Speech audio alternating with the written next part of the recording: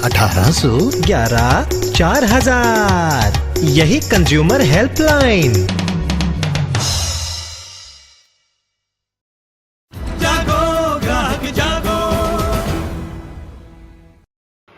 और इस पूरे मुद्दे पर चर्चा करने के लिए हमारे साथ खास मेहमान है यहाँ पर श्रीराम खन्ना है, कंज्यूमर एक्टिविस्ट हैं, संजय कौल हैं, प्रवक्ता हैं दिल्ली बीजेपी के और आरडब्ल्यूए की तरफ से भी बोलते हैं, अनिल राजदान हैं, पूर्व विद्युत सचिव हैं, वो हमारे साथ दिल्ली से जुड़ रहे हैं, प्रोफेसर एजी अय्यर हैं, बिजली विशेषज्ञ हैं, वो मुंबई से हमारे साथ जुड़ रहे हैं। लेकिन पहला सवाल अनिल राजदान से करना चाहेंगे। राजदान साहब, जो जानकार बता रहे हैं कि ऐसी स्थिति अब हो चुकी है कि एक ब्लैकआउट हो सकता है, नेशन वाइड ब्लैकआउट हो सकता है, क्या आप इस बात से सहमत हैं?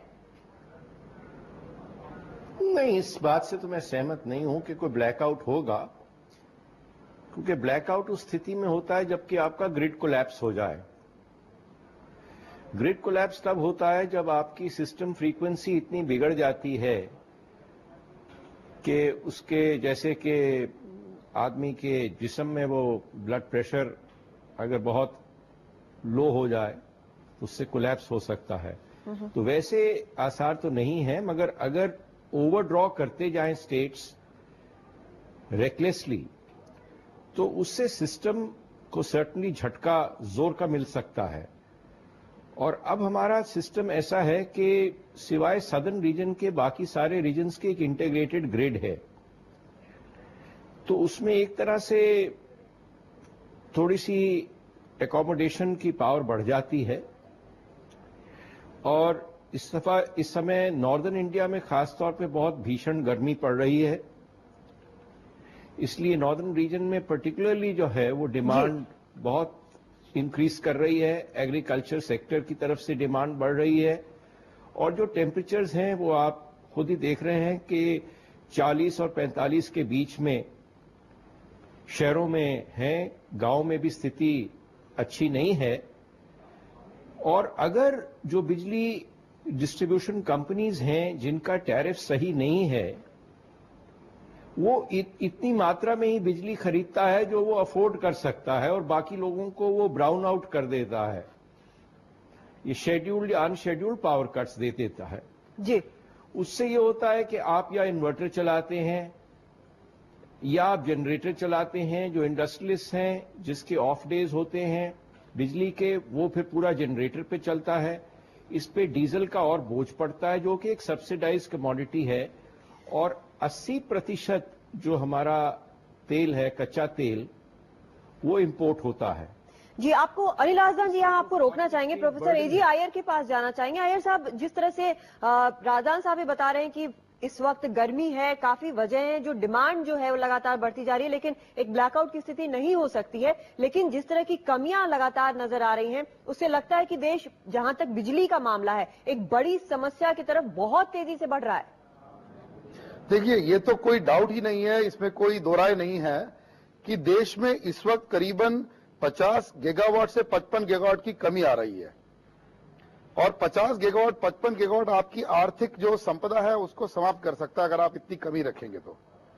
और जो दूसरी तरफ जो राजदान साहब बोल रहे हैं वो भी सही है कि हमारे यहाँ ब्लैकआउट तो नहीं होने वाला है, लेकिन ब्राउनआउट की परिस्थिति जरूर आ गई है। और इसका ये मतलब है कि हमारे जो बड़े बड़े शहर हैं, अब तो गांव में तो बिजली 16-16, 17-17 घंटे नहीं है, शहरों में भी बिजली अब कम से कम 5-6 घंटे आएगी। मैं आपको एमएमआर जो मुंबई में बैठा हूं, जहां पर बोलते बिजली हमेशा रहती है, उसकी परिस्थिति बताता हूं। केवल 30 लाख मुंबईकर को 24 घंटे बिजली मिलती है और जो बाकी जो 2 करोड़ मुंबईकर हैं उनको तो बिजली नहीं मिलती 6-7 घंटे दिन की।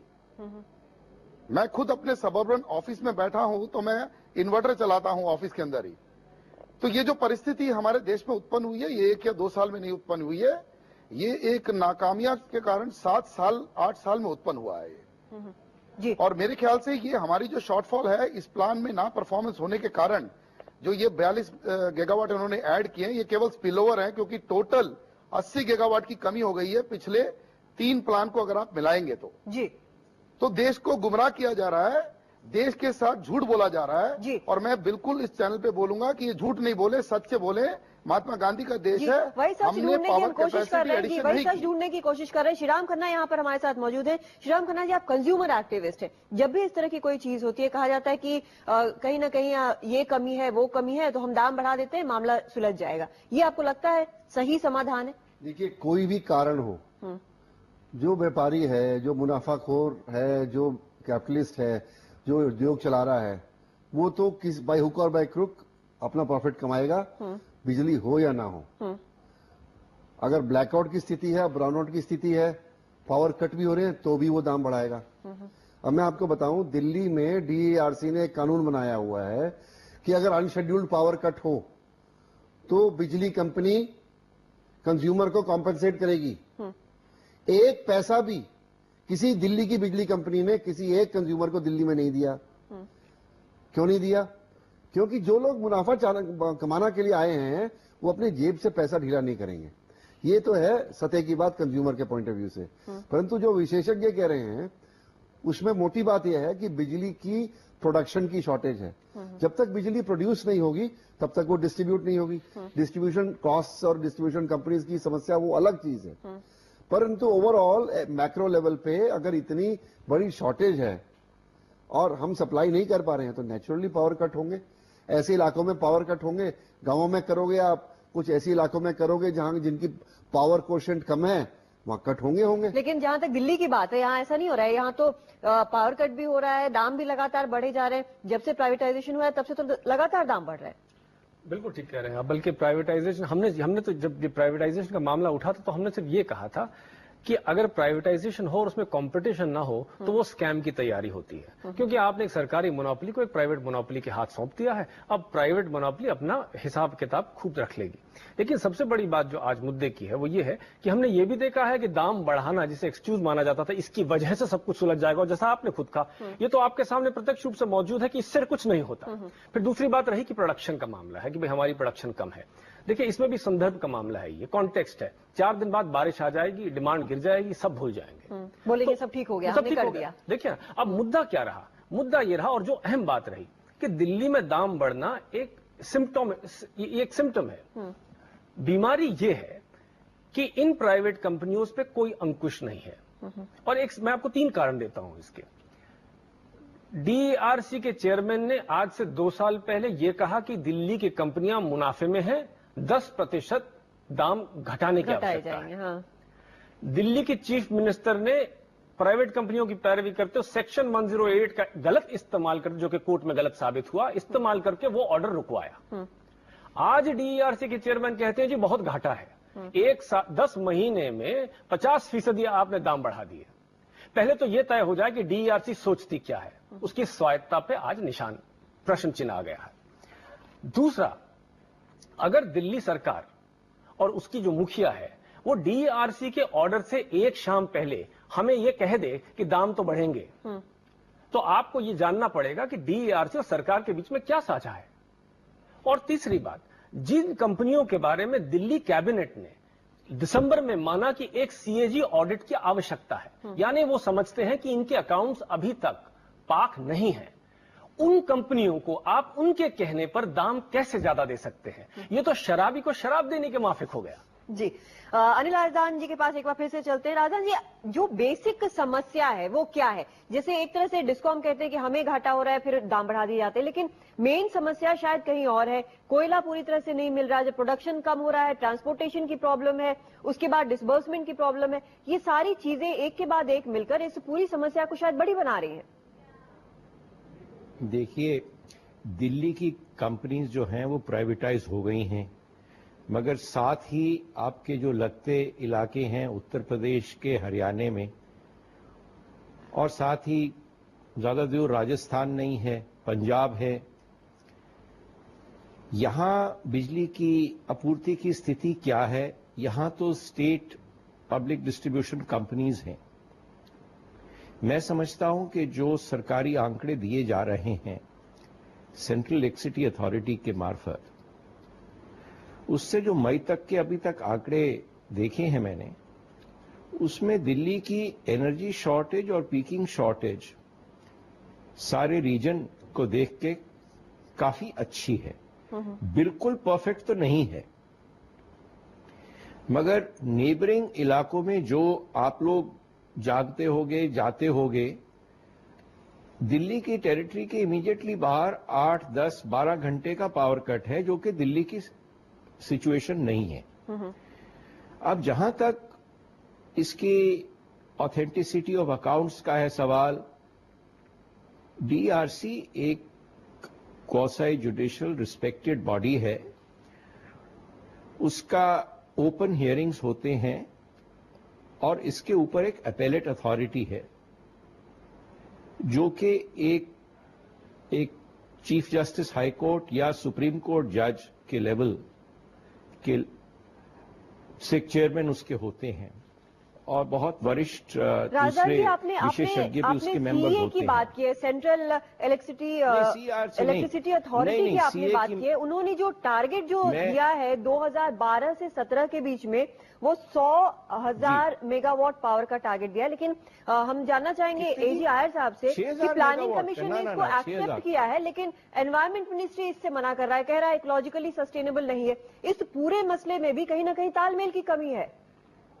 मैडम, केवल तालमेल की कमी नहीं है, मैं ये बताना चाहूंगा इस देश को कि जो 12 से 15% की जो कमी बताई जा रही है वो सबसे बड़ा सफेद झूठ है।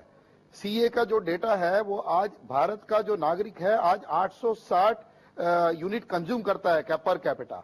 चीन का नागरिक 2000 यूनिट कंज्यूम कर रहा है और ये डेटा सीए के वेबसाइट से अगर आप निकालेंगे कि इनकी पावर जनरेशन की तो वो 712 बनती है। इसका मतलब हमारी पावर कंजम्पशन कम हो गई। तो इस तरह के डेटा तो इन्होंने सीए के वेबसाइट में डाले हैं, पहले तो ये इसको नया करें। और दूसरी चीज है, देश को जो इंफॉर्मेशन है, राइट टू इंफॉर्मेशन तो अपनी जगह है, राइट की क्या जरूरत है, आप ट्रांसपेरेंटली इंफॉर्मेशन ठीक करिए। तो आज देश में कमी इतनी नहीं है। मैंने आपको बताया कि 55 गीगावाट की कमी ऑलरेडी हो चुकी है और अगले 5 तक 80 से 90 गीगावाट की हो जाएगी। और आप देखिए चीन के पास 9 लाख से 10 लाख मेगावाट है इंस्टॉल कैपेसिटी, हमारे देश में 2 लाख मेगावाट है। तो ये निकम्मापन है अगर हम माने नहीं कि हम परफॉर्म नहीं कर सकते। ये तो ऐसा हो गया कि बच्चा स्कूल गया है, 100 मार्क्स में से 20 मार्क लेगा तो भी आप पास करोगे उसको।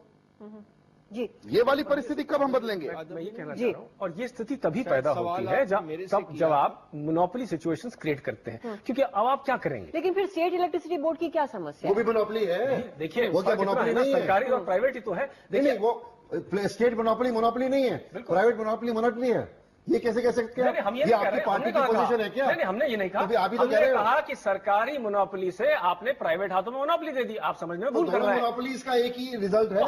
हम उसकी चर्चा नहीं कर रहे हैं। चर्चा हम ये कर रहे हैं, जब मोनोपोलाइजेशन हो जाती है तब आपके पास कोई ऑप्शन नहीं होता। मैं आपको उदाहरण के तौर पर बताता हूं, अगर दिल्ली में कोई कंपनी आपसे बार बार ये कह रही कि हमारे पास पैसे नहीं है, 6 महीने पहले भी आपके पास पैसे नहीं थे, तो आपके पास सरकार होने के नाते एक विकल्प होना चाहिए। भाई तुम क्यों नहीं चला पा रहे हो? एक दूसरी कंपनी है जो कि इतनी मारामारी नहीं करती है, तो सरकार को कहना भाई तुमसे नहीं चलता है तो कोई और ऑप्शन, कोई और साधन देखे जाए, किसी और कंपनी से बात की जाए। ये मजबूरी क्या है? ये मजबूरी है आपकी एग्रीमेंट्स की, और ये मजबूरी है आपने जिस तरह से इस सारे के सारे माहौल को कंट्रोल करने की कोशिश करी है। अगर आप इसमें छूट देते हैं, आज इसमें कंपटीशन दे देते हैं, और किसी ने कहा कि आप अगर पिछड़े साइड के इलाके देखें एनसीआर में या इलाकों में, उनमें कटौती होती है। आप ट्रेडिंग प्राइवेटाइज वहां कर दीजिए, डिस्कॉम ले आइए, वहां पर भी होगा, क्योंकि खरीदारी में कहां दिक्कत है। नहीं, पर जो बात आप कह रहे हैं, आपकी पार्टी ने जब टैरिफ हियरिंग्स हो रही थी, एक भी इशू डीआरसी के सामने नहीं रखा। आपका काम क्या सड़क के ऊपर चिल्लाना और अगर नेशनली हम बात करें, नहीं, अगर नेशनली हम बात करें, ये यहाँ एक पार्टी के रिप्रेजेंटेटिव है जिसका डेमोन्स्ट्रेशन सड़कों पे होता है, तो क्या इनकी जिम्मेदारी नहीं है कि डीआरसी के सामने जाके पॉइंट ऑफ व्यू रखें? आपने रखा क्या? पहले तो एक आपने नहीं रखा। खन्ना जी, एक मिनट, आप ये बताएं कि आप एक सेकंड की सोल्यूशन क्या है? देखिए, सोल्यूशन है, और सिर्फ ये दिल्ली की बात नहीं, देश की बात। जब तक आप प्रोडक्शन नहीं इंक्रीज करेंगे, जब तक आप टोटल सप्लाई नहीं इंक्रीज करेंगे, तब तक प्राइसेस पे ऊपर असर पड़ेगा, बाई हुक और बाई क्रुक। क्या ये कहना है कि बीजेपी रूल्ड स्टेट्स में दाम नहीं बढ़े हैं? It is not correct. BJP ruled states के भी बिजली के दाम बढ़े हैं, और वो भी डीआरसी, उनकी स्टेट रेगुलेटरी अथॉरिटीज ने पब्लिक सेक्टर की जो कंपनीज है उनको अलाउ किया है। तो क्या इसमें क्या फर्क हो गया? ये डिस्टिंक्शन जो कर रहे हैं और ये कह रहे हैं कि हम धरना करेंगे, मुजाहरा करेंगे, इसका क्या मतलब है? वक्त बहुत कम है हमारे पास। अनिल राजदान के पास में जाना चाहूंगी। राजदान जी, बहुत संक्षिप्त में बताएं कि एक सॉल्यूशन, अगर हम एक सॉल्यूशन देखें जो सबसे बड़ा सॉल्यूशन हो, तो क्या हो सकता है? देखिए, ये बिजली का मामला कॉम्प्लेक्स है, एक सॉल्यूशन नहीं है। अगर शरीर का पूरा फंक्शनिंग बिगड़ जाए तो एक हल नहीं होता। एक हल सबसे बड़ा ये है कि हाँ, हमारे पास देश में जनरेशन और होनी चाहिए। हम सोच रहे थे करीब 78,000 मेगावाट होगी, मगर इस प्लान में कैप्टिव पावर को और दूसरी जो प्लांट पावर मिला के करीब 66,000 मेगावाट हुई थी। अगले प्लान में हमारी तैयारी तो करीब 75,000 मेगावाट से 80,000 मेगावाट ऐड करने की है, मगर कोयला उपलब्ध नहीं है और इंडिया बहुत परसुएशन के बावजूद भी अभी 65% ट्रिगर पॉइंट और सप्लाई पे अग्री कर रहा है। इसका फिर सोल्यूशन क्या है? अगर कोल इंडिया नहीं कर पा रही तो फिर सोल्यूशन क्या है? कुछ इंपोर्ट होगा। पहले आपको अपना फ्यूल सप्लाई करना है, दूसरा आपको अपना टैरिफ सही करना है, तीसरा आपको AT&C लॉसेस जो हैं आपके, जो कि अनबेरेबल लेवल पर हैं जी, जिसमें कि थेफ्ट भी है, इनएफिशिएंसी है, उसको आपको बिल्कुल ठीक करना है। चौथा आपको एजी आयर साहब के पास जाना चाहेंगे, वो कुछ कहना चाह रहे हैं। राजदास जी आपको रोकना चाहेंगे। एक मिनट जरा मुझे कंप्लीट करने दीजिए। जो आपकी डिस्ट्रीब्यूशन कंपनीज हैं उनकी माली हालत इतनी खराब है कि उनके एक्यूमुलेटेड लॉसेस करीब 2 लाख करोड़ के हो गए हैं और जो उनका शॉर्ट टर्म क्रेडिट है वो करीब 1,90,000 के करीब है जी। अब आपको मुझे यहाँ पर रोकना पड़ेगा क्योंकि वक्त मेरे पास बिल्कुल नहीं बचा है। एजी आयर साहब के पास जाना चाहेंगे, वो कुछ कहना चाहे जी। नहीं, मेरा ये कहना है कि जो आपका बिजली का दाम बढ़ने का सवाल है वो सवाल रहेगा, लेकिन बेसिकली आप सौर ऊर्जा और बाकी ऊर्जा की तरफ आप कॉम्पिटिटिव बिडिंग के हिसाब से जाइए। बात कर रहे हैं ऑल्टरनेटिव सोर्सेज की। हाँ, उनको लाइए, उनको कॉम्पिटिटिव बनाइए, ये फीड इन टैरिफ खत्म कीजिए और आप देश में आप ओपन कंपटीशन को लाइए। आप बिजली बोर्ड में भी आप पब्लिक सेक्टर के जो जितनी एंटरप्राइज है उनकी कंपटीशन बढ़ाइए। एक जोन में एक ही कंपनी सप्लाई करती है, मोनोपोली है ये। इस मोनोपोली को खत्म करिए आप देश के अंदर। अपने आप डिमांड सप्लाई और कैपेसिटी बढ़ाइए आप देश में। 2 लाख मेगावाट की तरह की जगह 5 लाख मेगावाट ले जाइए। चीन अगर 9 लाख बना सकता है तो हम भी 5 लाख बना सकते हैं। तो इन सब चीजों को ठीक करिए और जो प्लानिंग कमीशन केवल प्लान बना रही है और कुछ करती नहीं है उसको चेंज करिए पहले। और इसमें एक मैं बात जो तो देश का बहुत बुरा होगा। राजदान साहब कह रहे थे कि लॉसेस का मामला है। देखिए, दिल्ली की एक्सपीरियंस ऐसी रही नहीं ना। दिल्ली जब प्राइवेटाइजेशन हुई तो आपने बताया हमें कि 50% लॉसेस हैं। आज वो आप कह रहे हैं कि 14-15% है।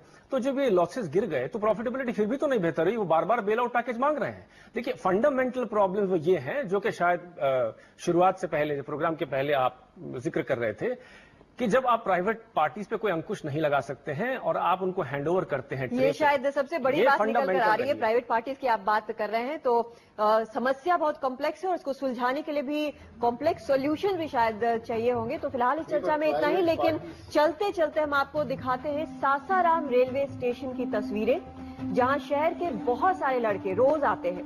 ये स्टेशन की रोशनी में पढ़ाई करने को मजबूर है। ये युवा कॉम्पिटिशन्स की तैयारी कर रहे हैं। शहर में बिजली नहीं रहती, इसलिए तंग आकर उन्होंने ये जगह चुनी है। रेलवे स्टेशन के लैंप इनके काम आते हैं। छोटे से शहर के तंगहाल घरों के इन लड़कों ने अपनी पढ़ाई का जरिया निकाल लिया है। इरादा मजबूत हो तो रास्ते निकल आते हैं, लेकिन ये जो हालात है ये हमें आगे नहीं बनने देना है। इस बात का ख्याल रखना होगा। इनके लिए बहुत कुछ करना है।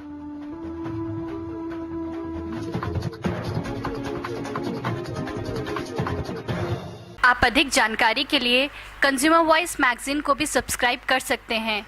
फॉर सब्सक्रिप्शन कॉन्टैक्ट 01147331014 या फिर ईमेल करें subscription@consumer-voice.org पर।